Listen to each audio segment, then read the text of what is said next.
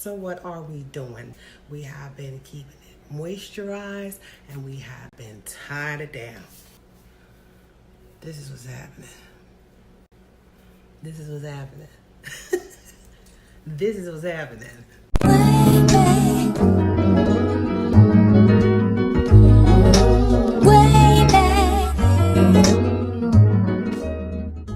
Look at this. This is a month post retwist.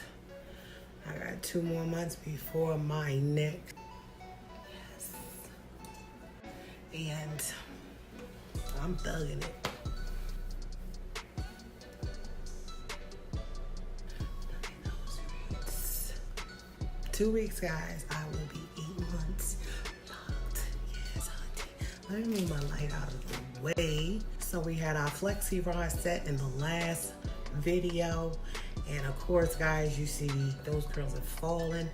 And so we have just pulled it up, wrapped, one of the locks in the front around this, and we just called it a day. And that's what I love. You could do little simple things like that and just call it a day. It is that simple. You can just shake it and go. Pull it up, shake it, and go. I love the simplicity of this. I love the liberty of this. That 95% of my day could be just that, my day, what I've planned for my day. So this is where we are, guys. This is where we are. We're thinking of more creative things to do with our hair, with our toddlers. That's basically it. We're keeping it clean. We're keeping it moisturized. And we are tying it down. That's it. This is growing, hunty. Like I said, I'm going to keep you guys posted. I'm going to keep you updated. I'm just excited.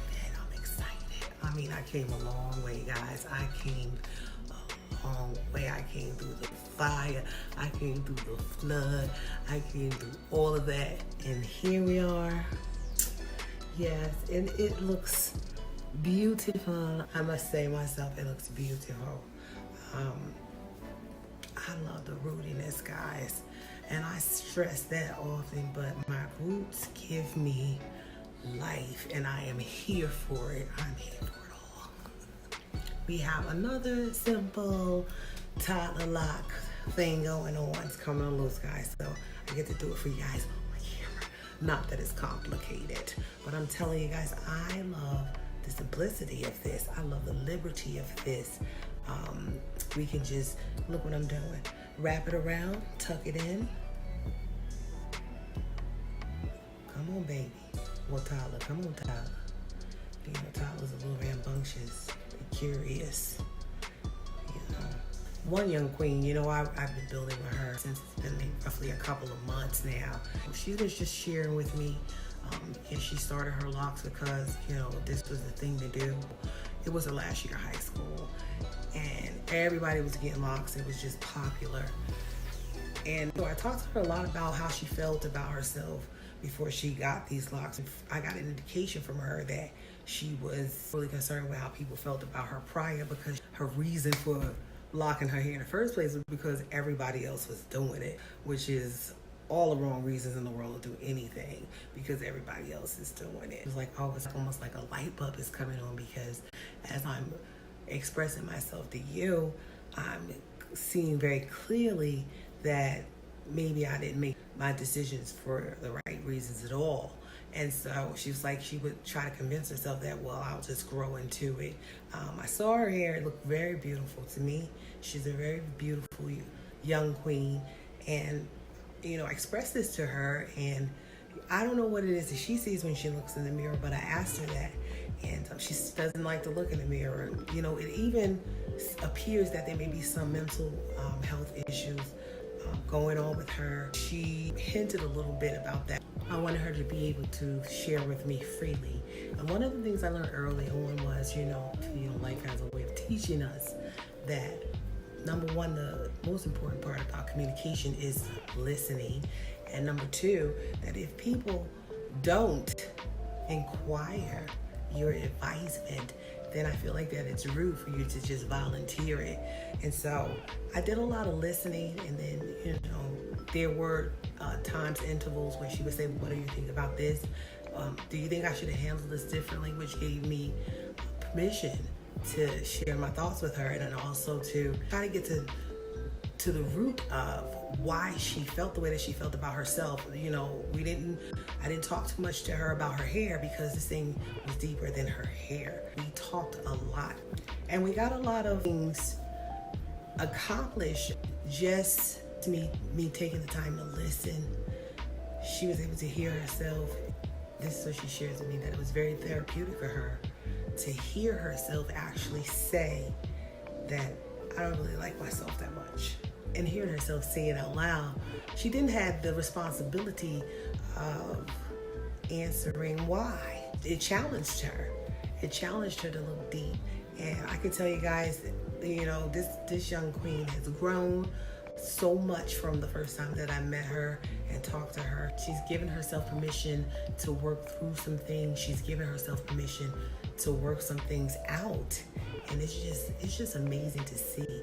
And so, guys, we have these platforms, and you know, people are watching, and we don't know who's watching. All types of people are watching.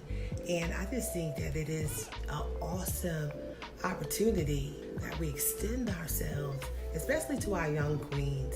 You know, this generation, they communicate through text, they communicate via email, they communicate via Skype, they communicate, and then, you know, we use all of these tools as well, but this generation is dependent on these things because this is what they grew up with.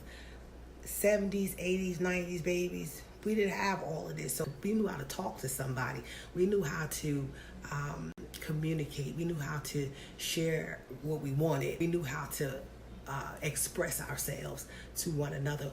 This generation, I have witnessed them sit right next to each other and text one another versus turning to one another and having a conversation because they are so socially just out of tune. They don't know how to talk to people. They don't know how to express themselves. And so it's just refreshing.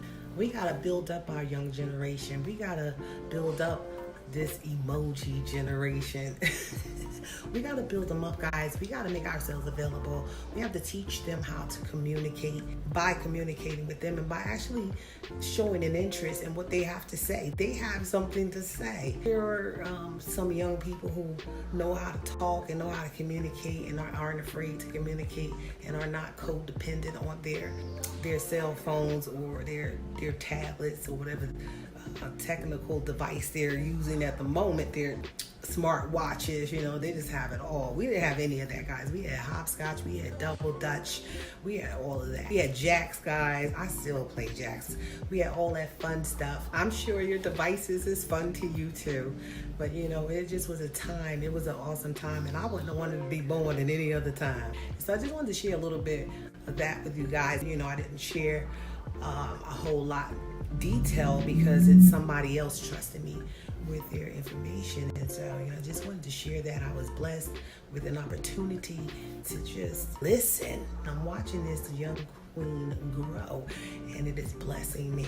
And so I'm grateful for this platform. You know, guys, I came here to show you guys my locks, minding my business, and you know, the opportunity just presented itself, and I'm so grateful. There are people who are in this community, of course, natural community, the natural hair community, and just, you know, just girls all around the world who have serious self-esteem and self-image issues, and they're doing things because everybody else is doing it. And us older ladies, we have to make ourselves available to show them, honey, that you're beautiful in your skin, honey, that you have to learn to love yourself. Let me show you how to love yourself, because sometimes you gotta walk people through it.